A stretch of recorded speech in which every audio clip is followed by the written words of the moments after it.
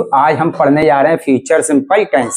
देखिए future simple tense की पहचान क्या होती है। यदि किसी हिंदी के लाइन के अंत में होगा, होगी, होंगे आता है तो वह आपका होता है फ्यूचर सिंपल टेंस। इसके लिए देखिए फॉर्मूला क्या होता है। सबसे पहले सब्जेक्ट आता है, फिर हेल्पिंग वर्ब के रूप में विल भी आता है, वुड भी आता है, या फिर मे बी, माइट भी और मस्ट भी आ सकता है। यदि हमारा सेंटेंस फ्यूचर का है यानी कि उसमें भविष्य की बात की जा रही है, पहचान ये है और भविष्य की बात की जा रही है तो हम विल भी लगाएंगे। लेकिन यदि हमारा सेंटेंस वर्तमान का है, भले पहचान फ्यूचर की है लेकिन बात वर्तमान की हो रही है तो हम वुड भी लगाएंगे हेल्पिंग वर्ब के रूप में। और इसके अलावा यदि बात कच्ची है यानी कि शायद या शायद ही शब्द आ रहा है तो इन दोनों की वजह हम मे बी या माइट भी लगा सकते हैं। और यदि बात पक्की है, जरूरी बात है तो हम मस्ट भी लगाएंगे। अब देखिए जैसे ये लिखा हुआ है, वह अभी बगीचे में दोस्तों के साथ किसी पेड़ के नीचे बैठा होगा, तो हम देख रहे हैं इसमें अभी शब्द आ गया है। अभी से पता पड़ता है कि बात किसकी हो रही है, वर्तमान की, यानी वर्तमान की है तो इसमें क्या हेल्पिंग वर्ब आएगी, वुड बी। तो देखिए ये बनाते हैं, वह अभी बगीचे में दोस्तों के साथ किसी पेड़ के नीचे बैठा होगा, तो वह के लिए आएगा ही।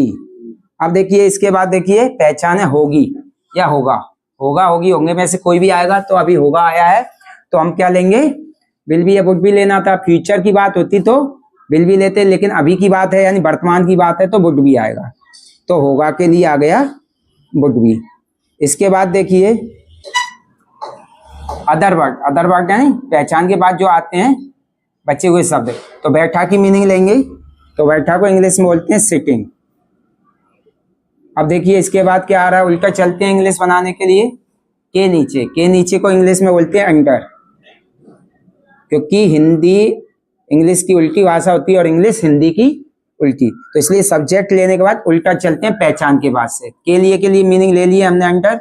अब किसी पेड़ ये जुड़ के आएगा। देखिए इसको ऐसे नहीं ले रहा मैं, जोड़ के ले रहा हूं। ऐसा क्यों, क्योंकि डिटर्मिनेशन की मीनिंग है और डिटर्मिनेशन की मीनिंग पीछे आने वाले नाउन को जोड़ लेती है।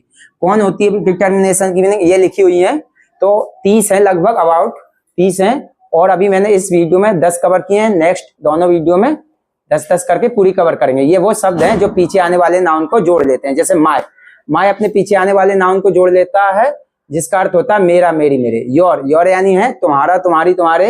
हिज, हिज यानी उसका, उसकी, उसके, पुरुष के लिए यूज होता है। यदि किसी लड़के की या पुरुष की चीज है तो हिज का यूज करते हैं, और लड़की की है तो हर का। अवर यानी होता है हमारा, हमारी, हमारे। देयर यानी होता है उनका, उनकी, उनके। ईच यानी प्रत्येक, हर एक। और एवरी यानी प्रत्येक, हर एक। और सम यानी कुछ, और एन यानी कोई, कोई भी, किसी, किसी भी। ठीक है। यदि कम वस्तु होती है, निश्चित वस्तु होती है तो ईच का यूज करते हैं प्रत्येक, हर एक के लिए। और यदि एक कई ज्यादा होती है वस्तु संख्या में जो अनिश्चित होती है उसके लिए एवरी लगाते हैं। तो देखिए किसी ये लिखा हुआ, किसी, तो किसी ये लिखा हुआ तो किसी क्या है, एक डिटर्मिनेशन है, इसलिए इसने इसको जोड़ लिया, क्योंकि डिटर्मिनेशन हमेशा अपने पीछे आने वाले नाउन को जोड़ लेती है और उसको साथ में मिला। ट्री, क्योंकि देखिए एनी लिखा हुआ किसी के लिए, एनी ट्री। अब इधर आते हैं के साथ, के साथ को इंग्लिश में विथ बोलते हैं, तो विथ ले लिया हमने। इसके बाद देखिए दोस्तों लिखा हुआ है तो फ्रेंड्स ले लिया।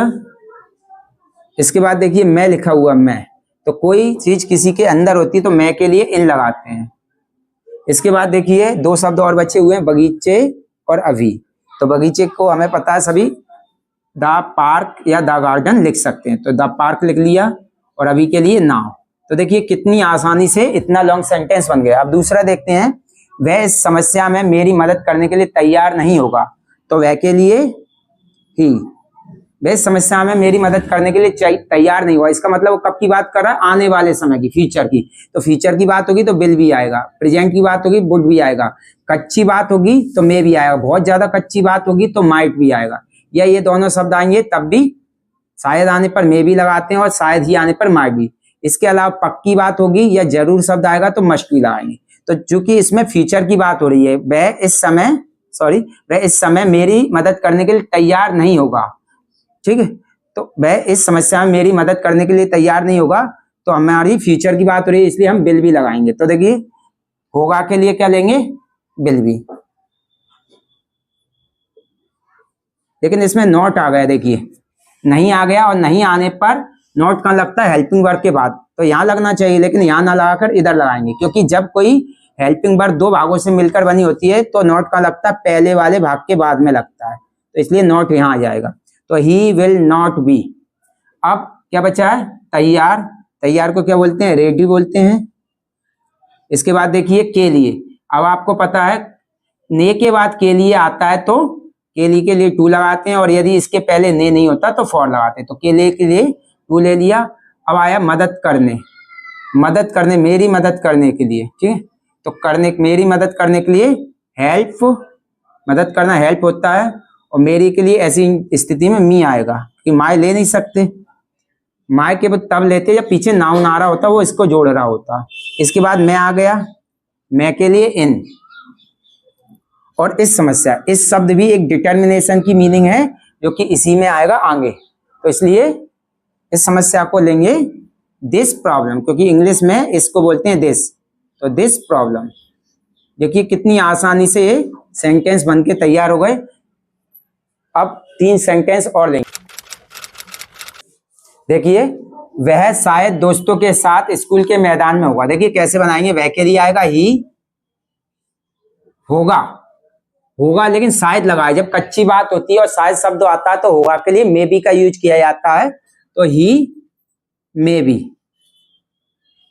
इसके बाद देखिए अदर वर्ड में मैं आ रहा है, उल्टा चलेंगे, मैं के लिए इन। इनके बाद देखिए जगह आ रही है तो जगह दा लगा के लेते हैं। इन और ऑन के बाद जगह आती है तो दा लगा के लिया जाता है जगह को। उसके बाद देखिए के लिखा हुआ, के लिए ऑफ आता है। इसके बाद देखिए स्कूल आ रहा है, स्कूल की मीनिंग ली स्कूल। उसके बाद के साथ है, तो के साथ को सभी को पता है विथ बोलते हैं। इसके बाद दोस्तों आ रहा है, तो दोस्तों के लिए फ्रेंड्स लेंगे, और शायद के लिए कुछ नहीं लेंगे क्योंकि शायद और होगा इसी में समाया हुआ है। अब देखिए 4th नंबर का सेंटेंस देखते हैं। ये अंगूठी शायद ही सोने की होगी, तो ये एक डिटर्मिनेशन है, तो ये इसको पीछे आने वाले नाउन को जोड़ लेगी। और यह शब्द के लिए होता है दिस, और ये पीछे वाला शब्द जुड़ गया तो दिस रिंग। तो ये हमारा सब्जेक्ट है, क्योंकि जिस चीज की या जिस व्यक्ति की बात की जाती है उसको सबसे पहले लेते हैं, वो सब्जेक्ट होता है। तो ये रिंग हमारा सब्जेक्ट हुआ है।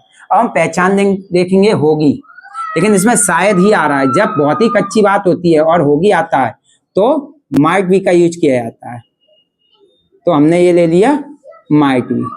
इसके बाद देखिए की के लिए ऑफ आ गया, सोने के लिए गोल्ड आ गया, और शायद ही इसी में समाया हुआ है, इसलिए शायद ही के लिए कोई मीनिंग नहीं ली जाएगी। अब देखिए वह पक्का उसके गांव का दोस्त होगा, तो वह के लिए ही आ गया, होगा। यहां पर देखिए पक्की बात है, जब भी पक्की बात होती है और होगा आता है तो इसके लिए मस्ट बी का यूज किया जाता है, मस्ट बी। इसके बाद देखिए क्या आ रहा है अदर वर्ड में, फ्रेंड, का के लिए ऑफ,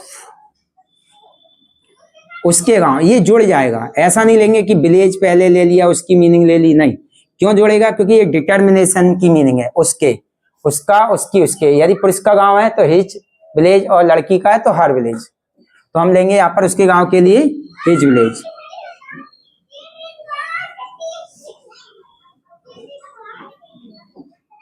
और पक्का इसी में समाया हुआ है, इसलिए पक्का और होगा के लिए ये मीनिंग आ गई। देखिए ये बन गया। अब नेक्स्ट वीडियो में देखेंगे